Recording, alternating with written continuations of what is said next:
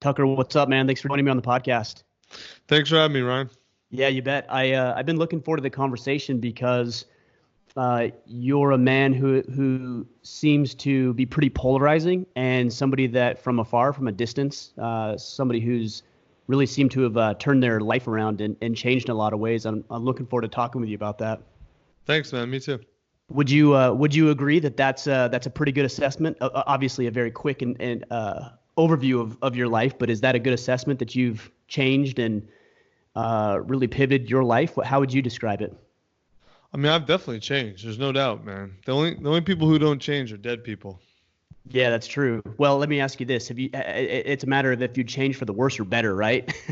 Well, dude, I mean, listen, if I had changed for the worse, then I would rechange. Like I definitely think I've chosen my change. I've chosen my path. So clearly, I'm doing it at least for what I think is the better. Yeah, yeah. What caused a lot of the evolution and growth in your life? Is it just a level of maturity? Is it revisiting past experiences? Like, how do you begin to change in your own life? The reason I bring this up is because I know there's a lot of guys who are listening who feel like maybe they can't get past experiences or mistakes they've had, and they're fix themselves, and yet they don't know quite how to do it. Yeah. So, it's funny you say that. I got an email today, literally from a guy who's like older, and he's like, I've got no skills. I feel like I'm useless. Like I can't do anything. I'll work for free. No one will hire me. And I'm just like, yeah. Honestly, man, the way I started changing is the first thing that had to happen was I had to get sick of my bullshit, Mm. right? Like I forget who said it, but you basically change doesn't start until the pain of change becomes less than the pain of staying the same. Right. And so for me, for a long time, the pain of staying the same was not that painful. And so it was like, all right, well, I'll keep doing this. I mean, I think Bill Gates definitely said, he said this, that success only teaches you how to keep going. And which is fine. Like if you're being successful and you like your life and things are going great, then you can keep going. And there's, nothing wrong with that, I guess.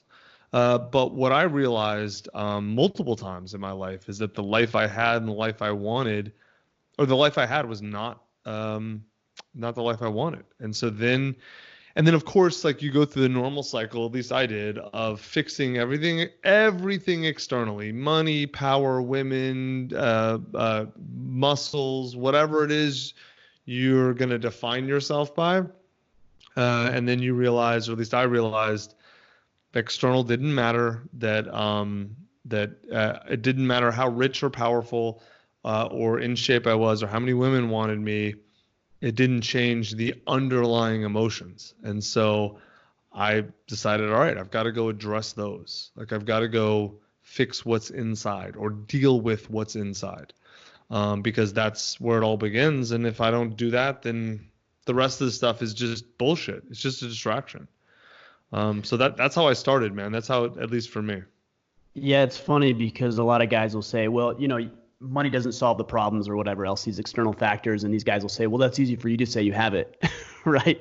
What's But it's funny is like I think I had less problems when I had less money, actually. Seriously. They were just a couple of big problems, but I didn't have many problems. I was just poor. That's it. yeah, yeah. Well, and I think there's been studies too that have shown, if you were to ask three or four or 100 people how much money you need to make, and we'll just isolate that, how much money you need to make to be happy, it's always going to be 10 to 20% more than you're currently making, right? Of Like course. regardless of what level of wealth you're at. And so Uh-huh. it's not the money. I mean, yeah, we've got to make a living and we've got to find some ways to put food on the table and have some experiences, but I agree it goes so much deeper than just those external sources of happiness, if you will. Uh-huh. Yeah. No, I mean, look, I think the definitive study on this showed that about somewhere between $70,000 and $80,000, depending on where you lived, like just call it the average place in America, like Tulsa, Oklahoma. If you're somewhere north of 70 or 80,000, then adding money has almost no impact on your happiness. Below Right. that, then adding some money, because somewhere around 70, 80 for the average American gives you stability. And Sure. then at that point, money doesn't matter. It's Right. internal life. Right. You said you had to get sick of your own bullshit. How would you describe that for you? Like, in what ways did that show and manifest itself? Oh man. Well, I'm not really the best model for that, man. Like so the first major time it happened was it was right after law, or it was in law school. What Over the summer I was working in a law firm called Fenwick and West, and I realized like a week into being a summer associate, but it's basically like a trial run for a lawyer. I realized I absolutely hated being a lawyer and that it was the worst soul sucking job I could ever imagine, and that I would rather put a bullet in my brain than do that. But I did not in any way, shape, or form have the courage to recognize that to myself at all, because all I could see was, well, I went to good schools.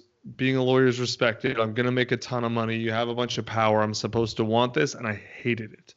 Mm. And so the only way I could find to deal with that, man, was to like get drunk and act like an asshole, right? Because when you hate your life, that's a good way to deal with it. It's an effective way when you're young, especially to deal with your emotions, is drink a lot, act like an idiot, sleep with a bunch of girls, pick fights, whatever, all that whole thing. And so I got fired 2.5 weeks into that job because it's impossible to get fired as a summer associate, and I did it. I found a way. And 2.5 weeks, no less. That whole story is in I Hope They Serve Beer in Hell. And it's a really funny story if you weren't me. Anyway, so like that. And then so I blew up my life, man. Like I just straight up blew up my life. Instead of really sitting down, feeling what I was feeling and realizing, okay, I made a wrong decision, but I can like fix it in a smart way. I couldn't do it. Another big way I can think of where I had to get sick of my shit was it's hard to pinpoint an exact moment, but I think it started when the movie based on my first book didn't do very well. It did like a couple Mm-hmm. million at the theaters, but it was nowhere near what I wanted it to do. And it was like, it was soul crushing for me, which of course is the most ridiculous rich white person problem that exists, right? There was a movie made about my life before I was 35, and it And you didn't were do disappointed, 100 right? million at the box office. And so I'm like, I'm just emotionally crushed, right?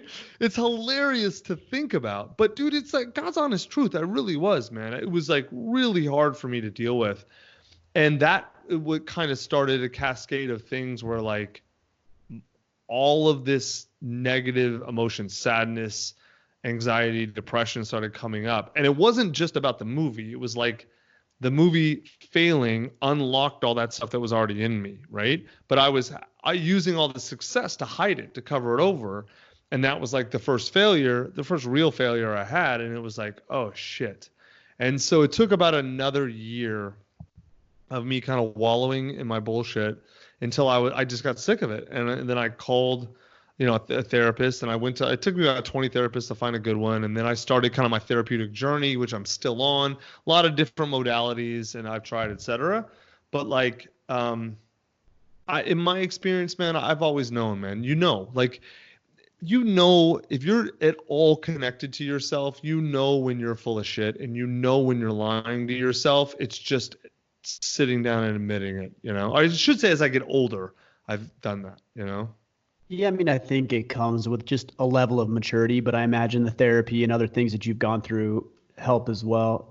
So when you were doing the internship, is that when the blog and the book writing and all that came No, along? that was before. Okay. That. Yeah. So how did you begin to pivot and switch when you realized, okay, I'm miserable, but I don't have the balls to get out of this industry or this road I'm going down? Like, what did you do to start pivoting?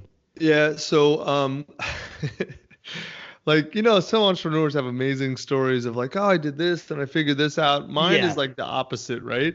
So I I got actually don't fired. believe a lot of those stories though, because like these guys paint these perfect stories of like this one thing happened and I formulated this perfect plan. I'm like, that is not my world, and it sounds like Yeah, it's not no, yours either. not mine either. No, so I sabotaged my career unconsciously, sabotaged my career, got fired 2.5 years in, or 2.5 weeks into being a lawyer. So I went back, finished my last year at Duke. So I did graduate. And then I went to work for my dad, who owns some restaurants in South Florida.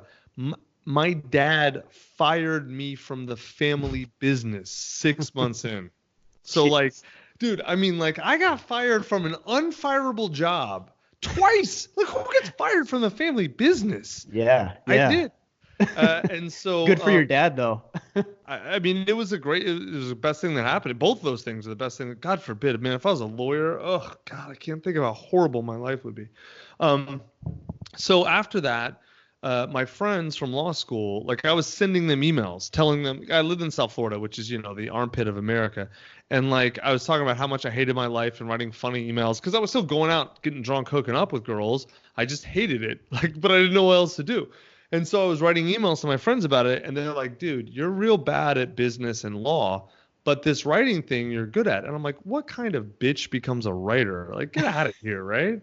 And they're like, okay, well, what else are you going to do, right? Yeah, sure. Like sleeping with skanks, South Florida skanks is not a job unless you're a drug dealer. And I'm like, I'm not going to do that. So I was like, all right. So I sent my emails. Like it took like the 5-6 funniest ones, sent them to this is 2002, mind you. Okay. So this is like before Facebook or MySpace or blogs existed or anything. I sent them to every single publisher and every single agent in the country. And there were a lot then, not like now. Like a huge book full of addresses, probably 1,000 query letters. Every single one rejected me. Like most of them just ignored it, right? And right. You didn't hear anything back. Right. I maybe got 30 form rejections. I actually got like 3 or 4 serious, like customized, personalized rejections about how horrible I was and how everything was terrible. I should never even write an email again. But at this point, I ignored them because at this point, I had been getting my emails forwarded back to me from like other people in other social circles. Like my friends, I only would send my emails to like my 8 friends in law school. It wasn't like an email chain. I didn't have an email list. Those things didn't really exist then. Right. It wasn't this there. Was like no click sending funnels emails or anything to your like buddies, that. right? Like what people do in group chats now, you had to do over email. And so like I started getting those forwarded back to me from like guys I knew from high school. And they'd be like, oh, dude, have you read this story? It's so hilarious. And I'm like, assholes, scroll. Remember email forwards? You're old enough to remember. I'm like, scroll down to the header. Like, look at that. That's me. I wrote that. And they're like, oh, man, I didn't see that. I knew it sounded like you. And so like then I knew publishers were wrong. So like when people are forwarding my own stuff without knowing it's me, they're wrong. And so I put my stuff up on the internet for free because I didn't know what else to do, and I had to use like GeoCities, right? And it blew up. It did like amazing. And then MTV came and filmed me because this is back when it was weird to meet people off the internet, where it was like real creepy. Right. And like strange. girls were like hanging out with me because of my site, and so like they filmed me about that, and then it kind of blew up. And then publishers came back like, we want to do a book with you, and I'm like, yeah, all right, thanks, assholes. That was when I was new to entertainment. I didn't know what a bullshit farce it all was. And so then I did my first book, Help Is There Beer in Hell, came out in 2006 and hit the bestseller list, and then kind of took off from there. Yeah. Do you think that these publishers didn't originally connect with you because it was a risk to take on what you were doing, or you didn't have any sort of notoriety or weren't known? Like, what was it that they were rejecting? The ones that did, I guess, the ones that didn't ignore you. Right. There's a couple things. So the obvious thing is, if you work in everyone who works in book publishing wanted to be a writer and failed. And so like all they know how to do is replicate what other people are already doing. They can't see anything new, right? Because by definition, if they could, they would go write it. They would have done it. Exactly, right. And so you have people picking winners who don't know what winners are except in the past. I mean, that's why every great writer has a million rejection stories. Harry fucking Potter, for Christ's sake. J.K. Rowling was rejected from like 27 publishers, right? Right. She had to go back to Scholastic like 4 times before they finally took her. And so like that's the comical thing about this. And that was back before, like there were gatekeepers. Now there's none. It's different, right? But the other thing I didn't understand at the time, which was a big thing, is publishing is dominated by women. I mean, for better or worse, it's like 80, I think it was 70% then. Now it's probably 80 or 90% women. Interesting. And like my stuff is, even though half my fans are women, the type of women who love my books don't tend to work in book publishing, right? Those tend to be like, I can imagine that's true. Girls. The girls who like my books were the party girls who were out drinking. They're not reading all day. Sure. And so like no one who likes my books worked in those companies, so they couldn't conceive of anyone liking this because they only like what they. That's why they're really good at doing books for people who go to snobby cocktail parties on the Upper West Side, because that's what they do. They're bad at publishing books for the rest of America. Yeah, which is interesting because obviously you're leaving out a huge portion of people who would be very, very interested in what you have to say. Obviously, that's true for you, right? Is this a big reason why you started Ascribe Media? I know that's been big. In fact, I told you before we hit record that you and I talked years ago, maybe for 15 minutes or so, about writing a book. But is this the catalyst for the media company now? Yeah, it's part of it. It was more, honestly, it was more that like everyone wants to write a book, and everyone kept, as soon as, I'm sure you wrote a book, so I'm sure you know, first question you get, what's it about? Second question, how do I write my book? You know, like, tell me how'd you do it, right? Everyone wants to do it, and no one wants to actually put in the work. And so I was like, long story short, this entrepreneurial woman basically like asked me how to write a book without writing it, and I totally called her out and made fun of her, and I gave her all the snobby elitist writer things. You know, everyone wants to be a star, no one wants to put in the work. And she's like, if you're an entrepreneur, you would actually help me solve my problem and not lecture me about hard work. And I was like, ugh. So then I kind of like thought, okay, how do you get a book out of someone's head? And without ghostwriting, where you just write a book and then they pay you to put their name on it. It's got to be all their ideas, their words, their voice. I was like, oh man, scribes have been doing this for 2,000 years. Like, you know, Plato wrote down everything Socrates said. And so I kind of came up with a process. We tested it. It worked amazing for her book. And then she started referring people, and it kind of just took off, man. There's a huge demand for this. And yeah, I'll tell you what I've seen even now. We're 5 years in, and we mainly worked on entrepreneurial or sort of business books or personal development, or people like own businesses, like, because, you know, they can pay the most money. So we started at the high end. But what we've noticed, man, the big thing I'm working on now, I think the bigger market is for, I want to say memoir, but that's not really right, because people think memoir and they think, oh, I'm just going to brag about myself, or they think it's arrogant or I haven't done anything. I think both of those are bullshit, because no one wants to you're right. No one wants to read about a braggy, like Jack Welch, jackass memoir where he just talks about himself all the time. Oh, I did this deal. It's like, no one cares, dude. But everyone wants to tell their story, and everyone wants to speak their truth. And as much media as there is in the world right now, it's still very rare to find anyone who actually speaks their truth, honestly. And so that's like, we've come up with a whole workshop where we kind of help people tell their story and speak their truth in a really direct, honest way that any normal person can do. We haven't really even launched it yet. It's still in beta. I think that's going to be huge, man. That's the thing that, like, we're opening up to that as a world. That's the thing I'm most excited about right now with the company. Do you think, I agree with you when it comes to truth, that everybody wants to talk about their realistic version of reality, right? What they see and how they see the world, and not, not filtered through what it should be, right? What everybody tells you what it should be, and if it's PC and all this kind of stuff. It seems to me that a lot of people are afraid of that because of the risk of being, canceled or called out or ridiculed or mocked. Like, how does somebody overcome that? Because obviously you're a polarizing figure, and that's something that you've managed to do very well in spite of criticism from a lot of different sources. Yeah. So I'll just tell you, people who are, it's not about opinion, right? So like, you're right. If you want to talk about Trump or you want to talk about Bernie Sanders or whatever, then it's like, there's the anti-tribe of that tribe you like that hates you or whatever.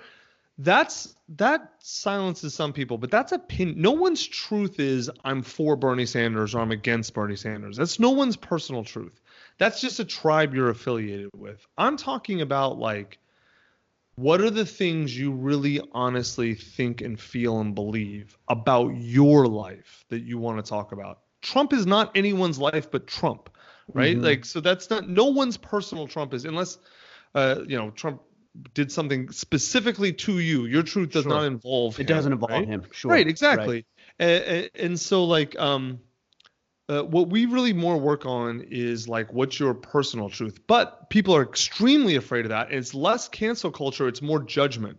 And so, like, which is cancel culture is a form of judgment, no doubt. But it's like kind of broad judgment of people you don't know. What most people are afraid of, what's my family going to think? What are my friends going to think? What if I'm wrong? All that kind of shit, man. People are absolutely just wrapped up afraid of that. And I get it, man, because everyone's living in such a deep fear of judgment. I'll tell you, man, the way I dealt with it is the way I continue to deal with it is I do my work, right? When I was young, I was like, fuck those people. I don't care what they think. They're irrelevant. That works well if you're going to be a gadfly in media, which I was, right? If you're going to play that role, like the Joker role or whatever it is, and it worked well. But emotionally, for a person, it doesn't really work well. It kind of depends how you do it. But I'll tell you individually, like if you're not a public figure, and the way you deal with it, the way I deal with it, is I understand that everything everyone else thinks about me is not actually about me. It's about them. They are projecting all of their own stuff onto me. Now, I'm again assuming like, if I rob somebody, then they're not projecting what they think on me, right? That really happened. Right, exactly. But like, if I say something to someone and they're like, what you said was mean, and I'm like, hold on a minute, like, are you sure it was mean, or are you taking it that way, right? And obviously we negotiate reality between two people, but in my experience, the vast majority of people don't see you as you are. They see you as they are.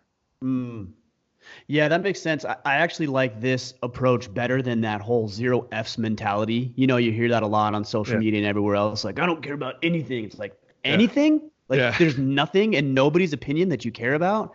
And usually when you have to tell people something, it's usually because you're trying to convince yourself of something that isn't necessarily true, right? So we're trying to convince yourself, right? That's what I'm saying. Yeah. Exactly. Yeah. No, it's funny. I want to go back to a term that you used that I actually don't like. You said my truth. I will say that I like how you described it, because you're not saying it as absolute truth, which I think some people conflate the two terms. This is objective truth versus this is just the reality, my perception of a series of events. Oh, dude, those are two totally different things. Anyone who thinks that they know objective truth is about to scam you or steal from you. Good point. No, seriously. Like, there's anyone who's that foolish and that myopic, you can only be like a Marxist or a murderer. Well, I think this it's kind of funny you say that, because I think this plays out quite often in politics from politicians who want to steal from you, and from those who get overly wrapped up in politics, believing that their side is objectively right always 100% of the time. Oh, of course. I mean, that's what politics is. It's just tribal warfare is all. I mean, come on. Like, how can you watch the last 3 years in America? If it took you that long to figure out, okay, fine. But like, how can you live in America the last 3 years and not realize politics is literally nothing but tribal warfare that's made to look fancy and appropriate? That's it. That's all it is. Right. Yeah, and I think it's okay in a healthy quantity as long as you realize it for what it is, right? And you take it for what it is, and you don't get overly wrapped up in it, and you still focus on the things that actually pertain to your life, not some random information that will never actually apply to you. Yeah, I don't know what quantity useless tribal warfare is important though. I mean, like I pay attention to none of it, man. Or as little as I can get away with. Like, I don't even know who's running for the Democratic primary. I don't care. Like, right, it doesn't matter. It literally doesn't matter. It's a bunch of apes jockeying for status, the position on a status hierarchy that I'm not on. Do you think that, well, I don't know if it's not that you're not on it. I think we're all in it, whether we realize it or not. If you choose to be in it, you're in it. Well, let me say this. You're impacted by it. Would you agree with that? I mean, I'd be foolish to say there's no way I'm impacted by it. Of course, like, I live in the country, but so like, of course, there's ways for it to impact me. I think it's far less impactful than most people think. yeah, there's some people who would screw up a bunch more stuff and blah, blah, blah. I'm sure. Okay. All that's true. Like, so I'm not going to be like, no, I'm not, I don't live on an island by myself. Absolutely not. I live in America. I pay taxes. Like, of course I'm impacted by it. I don't think the president is really all that impactful, to most people's day-to-day lives. I think the media does a good job getting people spun up about it when it's not nearly as pertinent or relevant as they would make it out to be. But if you understand the motive, That's their business like, model. that's what I'm saying. Like, and sometimes business models align. Like if, a clothing company, for example, or a car manufacturer wants to hype up their car and it aligns with the fact that I need a vehicle, then okay, as long as I understand that motive, that it's their job to paint their vehicle in the best light possible, and I take that into consideration, I can make an effective purchase. Yeah, I mean, whatever. Like, I get it. It, the older I get, the more emotional work I do, the more I check out of consumerist culture, like all of it, and the more I focus on the people I love and care about and the work I do that matters to them. I think that's a a great place to place your time and emphasis and energy, because that stuff is finite and we only have so much of it. So I think it's better spent there for sure. Time's the only thing we can't replace, right? That's right. Hey, so when it comes to therapy, you talked about doing this for a long time and you've done a lot of different modes and practices of therapy. What have you found to be the most useful for yourself? So for me, talk therapy was really good, but plant medicine therapy has just blown the lid off for me, man. Like, so I started with Mdma therapy about a year and a half ago, and I did like 6 or 7 sessions of that, and it was, man, it was just game changing for me in so many ways. And like I had never felt love that deep. I had never felt safety that deep. I had all kinds of stuff that I had buried came up, dealt with it. I was able to let it go. It was so amazing. And then I also have done a few sessions of psilocybin therapy, like mushrooms, which has been amazing.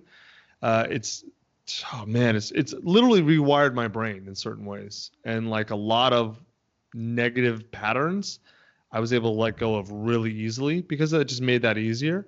And then recently I've moved up to or onto LSD therapy, which has been like pretty amazing too, in a very different way. Like LSD just tears the facade off of reality, and you see real clearly. Everything is like, oh wow, and yourself, starting with yourself, but then everything else too. And it's pretty shocking, man. It's pretty breathtaking. But those modalities I've probably done more work over the last 18 months. I've made more progress over the last 18 months because I introduced those modalities to my therapeutic practice, and it's just been, I mean, I don't want to say I'm a different person, but I'm the best version of myself I've ever been, and I keep getting better. How do you measure that progress? Like, what is it that you're quantifying when you say, man, I've made more progress over the past year than I ever have? Like, what does that actually look like? So for me, I think about how well am I connecting with my kids emotionally, right? So like little things like it used to be I've got little kids. They're like 5, 3, and 8 months, right? So they lie, but only about like treats or things. Like they're not right. very manipulative yet, right? Or if they are manipulative, it's really transparent. I'm gonna say they're actually like super manipulative, but they it's are, not but usually it's always like really transparent. It's for like sure. They haven't been able to model my mind yet, For sure. And so so like I'll give you a really good example. So I used to get up early. My deal with my wife is when we have, like kids under a year, she breastfeeds, and then they sleep in our bed. They co-sleep, right, with her. And so that way I don't have to wake up. Like she deals with the kid all night, but then in the morning I get up with the kids and she can sleep in and I kind of do breakfast and whatever, which is like a perfect deal. She gets to sleep in. Sense. I don't have to wake up at night. And so I'm a big fan of division of labor, man. And so anyway, so she I noticed this like after my second MDMA session, my kid, we always hang out together in the living room, either watch TV or do something. They were all climbing on top of me and sitting on me. Like, whereas before, they weren't scared of me or anything, but I don't know, they just weren't like drawn to me, physically on top of me. Now it's almost a little annoying, man. Like I can't sit anywhere without them climbing all over me, which half of me loves because they're like little monkeys and I love playing with them. The other half is like, okay, at some point you've got to play with something else in our huge house. Like it can't all only just be me. But it's like that's just one of those small things, right? Or the way my wife and I interact, the way we have sex, like it's always been great physically, but there's an emotional element we already had one, but it's just that there's depths of that like never had before. The way my company has grown, man, so much of what's happened here. I'm not the CEO, but so much of the growth here, like it's both me coaching certain people and helping them being in a space to do that, but then also me getting out of the way, man. Like the more medicine work you do, the more you kind of separate from your ego and drop all the bullshit. And it's like, I didn't realize how many incredibly talented people I had and how little I had to do for this company to actually grow faster. Like those sorts of things, all real direct impacts in my life. Pretty much all of them due in part to medicine doesn't do the work for you, man. The plant medicine, it just opens up a space. It's a tool like that opens up a space. Then you got to kind of make realizations about yourself and apply them to your life. And they're hard realizations, dude. And it brings up hard emotions. So like some people have this idea in their heads like, oh yeah, it'll be like doing LSD at a concert. It's like, no, it's not like that at all. It's hellish at times. Like I did one session where I combined LSD and MDMA, which is a really good combination. And it was seriously like doing 2 or 3 years of therapy in one day. But that's not easy, man. That's exhausting. Like that is like, I felt the next day like I'd been in a fight. It was terrible. But I felt amazed. Like as I integrated it, like I felt incredible, So it's been a big change, man. Yeah, I imagine. I'm not familiar with it. I mean, I'm familiar with it, but not personally familiar. I haven't had any experiences that way. It seems to me from the outside looking in with limited information that it tears down self-imposed and maybe even societally imposed barriers and limitations that we're not aware of. Yes, Would that's that a be big accurate? part of it. That's a big, big part of it. So Terence Mckenna, who's probably one of the best thinkers about psychedelics, wrote about that all the time. That's huge. I don't know if that's the biggest thing. The biggest thing for me was, man, I didn't realize how much trauma I had stored in my body, how much unfelt feelings I had, and how they drove the whole ship for me. And psychedelics and plant medicines opened a space where they could come up and I could feel them and then let them go. That was really important. Yeah, LSD especially though is where it tears down. It's like, oh, you think this is reality? Wrong. Like, like you think this? Wrong. Like it kind of it doesn't even show you reality necessarily. It just breaks down what you think is actually true. But it's like, oh man, I knew that. A lot of it's stuff you actually already know, or it's like, doesn't necessarily give you answers. It just shows you different angles on things. A lot of people have used LSD for creative work. I get it now, man, because it really strips away. Definitely. That one of the first things I saw on LSD, and I knew this intellectually, but it was a different experience, was how essentially we create our own reality, right? Not saying that there isn't some objective reality. I mean, it's not like you're a figment of my imagination or vice versa, but that like pretty much like we use words and concepts and ideas and stories to create our reality. And it showed it to me in a way I just had never seen or thought about, like in a depth of it. And I was like, oh my God, man. Like I totally right. I had been locked in by a bunch of calcified ideas of other people that just weren't true. Interesting. Is this when you do these therapy sessions, are they done under like medical supervision, or do you work with somebody? Like how does this actually work? Yeah, so I use different facilitators for different medicines because different people are like kind of experts. But basically, I mean, look, this stuff's all illegal right now, right? So I'm breaking the law. MDMA is scheduled to be legalized in 2021 or 2022. I think it's in stage 3 clinical trials. It's close, and then psilocybin's right behind it, and it's already gotten breakthrough treatment designation from the FDA. So they're like, it's on the path to be legalized, right? I'm just impatient, so I was like, fuck it, I'm gonna go do it myself. But there are a lot of underground facilitators. Not a lot. There are a number of underground facilitators who've been the kind of pioneers who've been doing this for decades, and walking people through it. There's a whole world I had no idea about, and not recreational, right. like people doing Not this stuff. I'm thinking like Coachella, hippies, it's not like hippies doing their thing. Yeah, I get it. I get it. It's none of that, man. Like I've still never done any of this recreationally ever. I don't know how people do this stuff recreationally, man. Cause it is mind melting. Like one of my facilitators has this massive house or massive kind of land that they live on, and their house there. It's like I go out there and it's like a huge, and I mean like even going outside on one of these sessions a little bit is mind bending to me. I have no idea how people do this in concerts or function on it. Yeah. But no, I have facilitators I work with, and they're very experienced. Some have medical backgrounds, some don't. But they all really know what they're doing, and they help me, integration before and after, and going into the medicine, working with it, moving the energy, whatever it is they do, all that stuff. Yeah. Yeah, I guess that's good because, I think about it again from the outside looking in, and not a whole lot of perspective on this is, playing with a loaded gun, right? If it's that powerful to impact positive change in you, it also means just as powerful to impact negative and destructive change in you as well. Yeah, I would not recommend just being like, oh, I heard Tucker on a podcast. I'm going to go buy LSD from a drug dealer and just see what it's like. I would highly recommend you don't do that. It's sad that you need to say that, but, there's a lot of people who, take what you might say or I might say or any number of guests that we might have on and think, oh, well, because this guy did it, I guess I'll go do it. It's like, well, think about what he's saying. Think about the context and the nuance, and then be smart. And how it applies to your life. Right? That's what I'm saying. Yeah. Just be smart. And it's sad that you need to say that, but man, we're in a situation, it seems like, where, man, not a lot of people are anymore.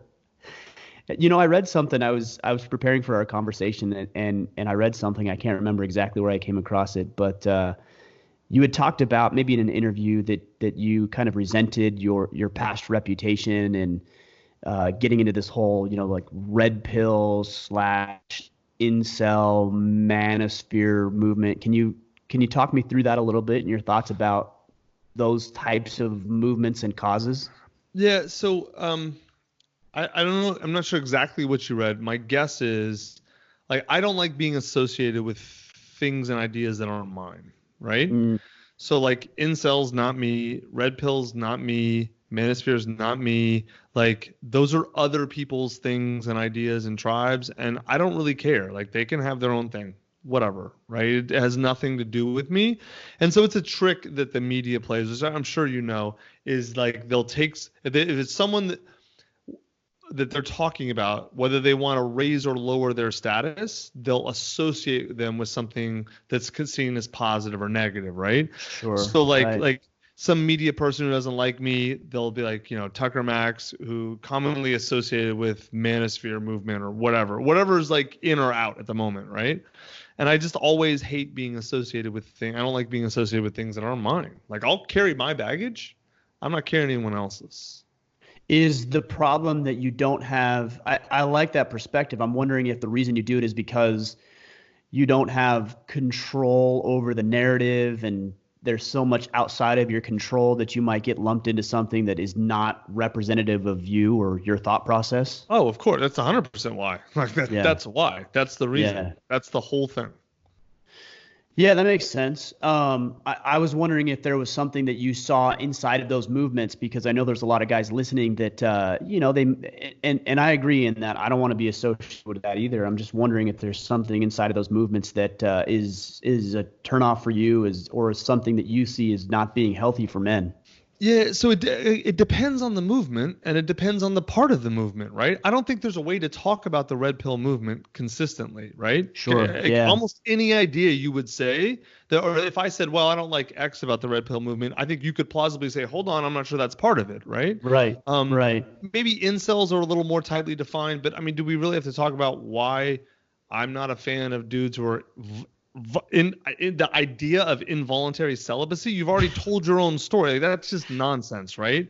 Right. Like, sure. No doubt. Look, bless your heart, man, but you've told yourself this story, and this is who you're going to be. So like you paid, like, don't get mad if you wrecked your car when you drove into a pole on purpose, right? Yeah.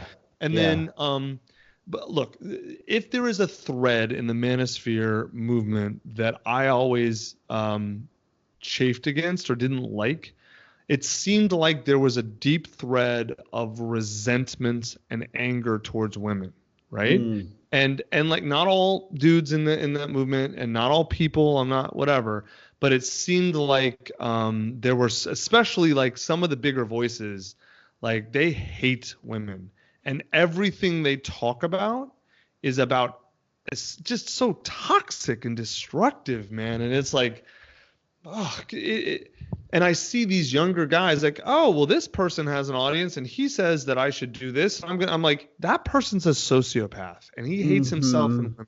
Following him maybe isn't the right path, but if you want to try, go try, right? I mean, like, you'll figure it out, man. You'll end up lonely and sad and be like, okay, maybe I need to try something else, right?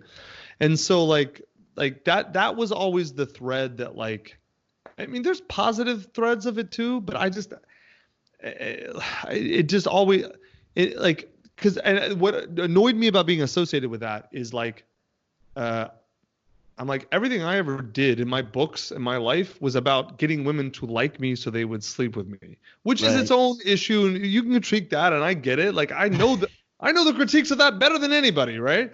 But like, you've heard them all, I'm sure. Right, of course. And I know what the real ones are. Like, I get what's wrong with that mindset very well. It's part of what I've had to kind of deal with.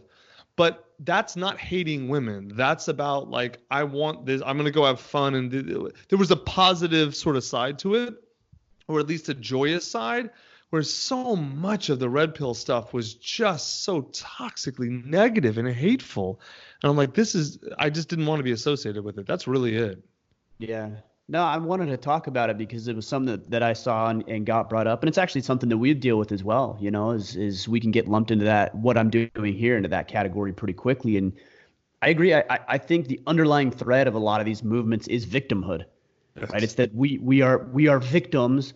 And so therefore we need to fight back, or we need to rebel, or it almost in a way moves towards becoming the masculine version of third wave feminism. It 100% is. It's not almost. It is exactly what it is. Oh yeah, no, 100%. Oh no, I made that point, and this a few years ago or some point like that. And I mean, dude, all the manosphere pansies got their panties in a wad and freaked out. And I'm like, all right, well then your reaction should tell you that it's exactly right. It is. We're victims. The other side's the enemy. We're right about everything. They're wrong about everything. I'm like, all right, there you go. Like, what do you want? You know? Yeah, I think this comes back down to what you were talking about earlier with the tribalism. Right? It's us versus them. When in all reality, you know, I look at a men's relationship in general with women is that of cooperation, not necessarily competition, right? Like, we need to cooperate with women. Women need to cooperate with us, whether it's raising a family or running an organization or just operating like functional human beings in society. We need to cooperate and work together to make things happen. 100%. There's enough hard shit on Earth. We don't need to be fighting. Men and women don't need to be fighting. Like, we can have our interests were aligned for thousands of years. They can still be aligned if we want. It's a choice. Like, yeah. Well, what's next for you, man? What's obviously you've got Scribe, and I imagine you have interest in other businesses as well. But what are some plans that you have moving into the future? So honestly, the big thing is what I talked about earlier is the Memoir Workshop. We call it One Last Book because the idea is, if you were to write one last book, what would you say? And kind of as a prompt to get people to really think, okay, I got to put my whole truth in here. And that's this whole year for me is really focused on that.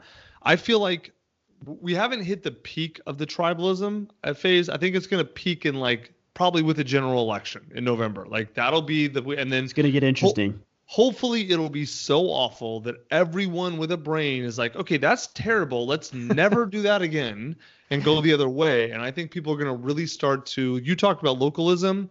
I'm a big fan of that. I think it's that movement is coming. And I also think a movement of away from I'm a woman and men are bad, or I'm a Democrat and Republicans are bad. And who am I? Why am I angry? Why am I sad? Because it probably has nothing to do with a political party or a gender. It probably has a lot to do with my own life and how I was raised, what I got, what I didn't get, how I'm acting, what my life is like. And it's not the only way to take responsibility and accountability for your life, but I think a really good place for a lot of people to start is by actually writing out, thinking about and uncovering what their truths are and what their life has been, and writing that out so they can see, okay, this is who I actually am. And then that's a good place for a lot of people, not everyone, but a lot of people to start. I agree with that. When I wrote my book, which was a couple of years ago, last month, it was 2 years ago. I thought I had a pretty good idea of like the experiences I had and what they culminated into and what I believed.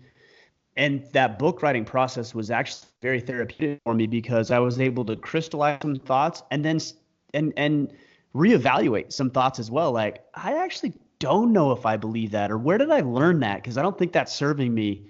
And going through the process myself was very, very powerful to help me shore up what it is I was all about and what I wanted to create. It was a good process for me.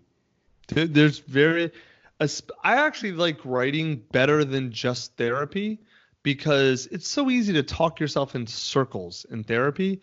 But if you're sitting down and willing to be honest with yourself, writing about your life, especially with a few key prompts and a few key questions, you'll unlock a lot more than you will in therapy, especially therapy alone. That's a good thought too, is that those prompts, right? I can't tell you, even when it comes to like journaling, for example, how many guys will say, well, I don't know how to journal. I'm like, I don't know, just write things, but having those prompts is actually really is powerful. And it helps you do it in the right way. No, it is. Dude, I mean, I'll tell you, it's so funny. We have the workshop is 3 days for one last book. And I'm not joking when I tell you it might be an hour and a half, 2 hours max, spread over 3 days of actual writing instruction, because it's so simple.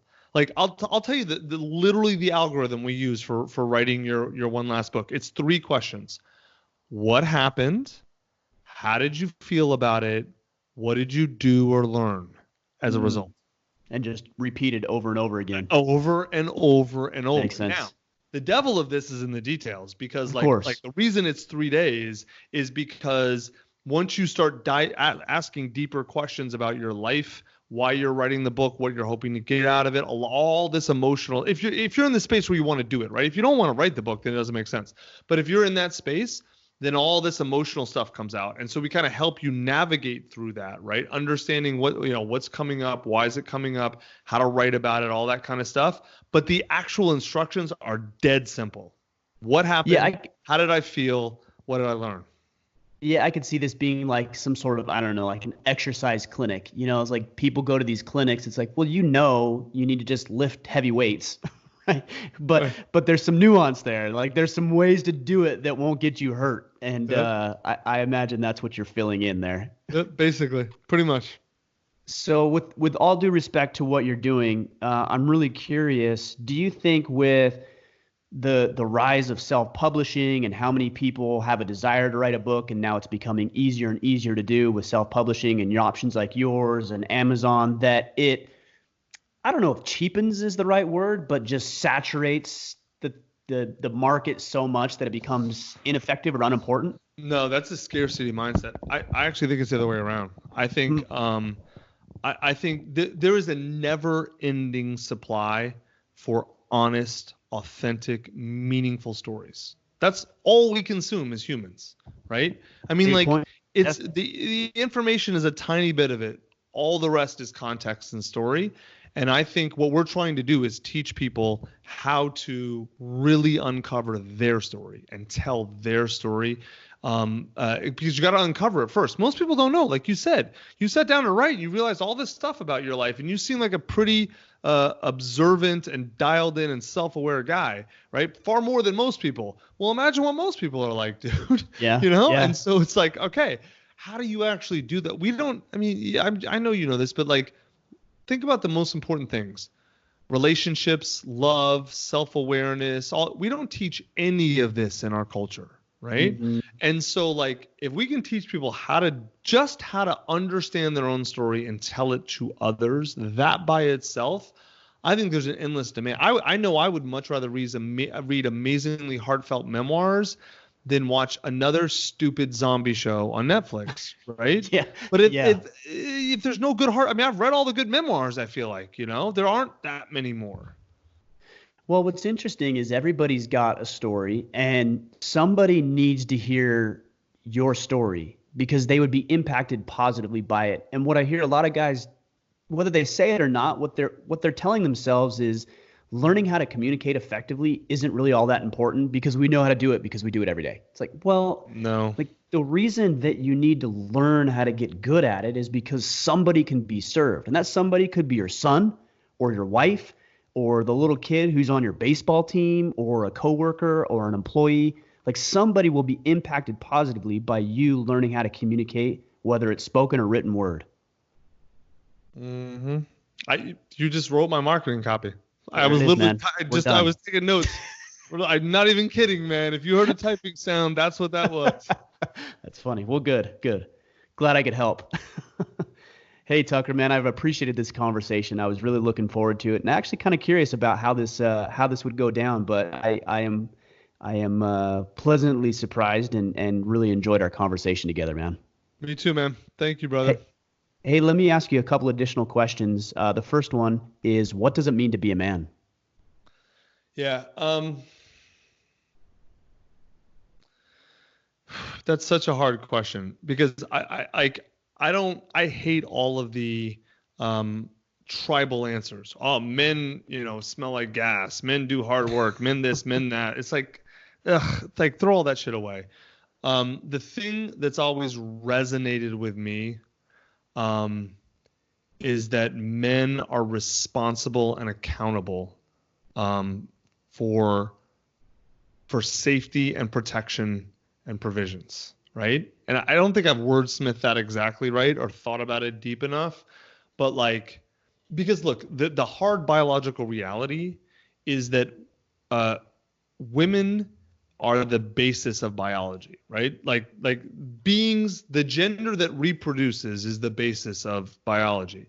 And the only reason sex exists is because essentially parasitic competition, right? So men had to be created. I don't mean human men. I mean males and females in a biologic sense, because just women reproducing, right? Like non-sexual reproduction, which is salamanders. I mean, it's pretty, all cells do, is eventually gets destroyed by parasitic competition, right? Mm-hmm. And so if you understand that, then you understand women are kind of the center biologically, and our job is, we got to provide sperm, of course, but our purpose is to then provide everything around that reproduction, right? Safety is number one. Physical safety. We live in a world now where it's not as paramount, but it's still more real than you think. Most people. Physical safety, emotional safety, all of that sort of stuff. And environmental safety, shelter, food, all these, that's safety, right? We provide that. The mother provides life and sustenance to life, right? And again, I'm not speaking like women have to stay home. I'm talking about on a high level metaphorical basis. So to me, what I have to do, what it boils down to, I got to earn my place. Every man has got to earn his place. And what manhood means to me is earning your place. Women don't have, and I don't mean this as an insult. Biologically, you don't have to earn your place. You just have a period and then you can have kids. Of course, you have to earn things in life. There's no welfare line for women. I'm not saying that, but I'm saying that they are the essence of life. We are an addition to it, right? And so we've got to earn our place. And I don't approach that from a level of insecurity. The other way around, I think it's awesome. It's our chance to be a hero. That's the whole hero's journey for us, is they're already going to provide life. We get to go be heroes, but we have to earn it, right? And so I see so many dudes now who are afraid of that, and it's heartbreaking because it's that's the whole reason you're here, is to go be some level of a hero for someone.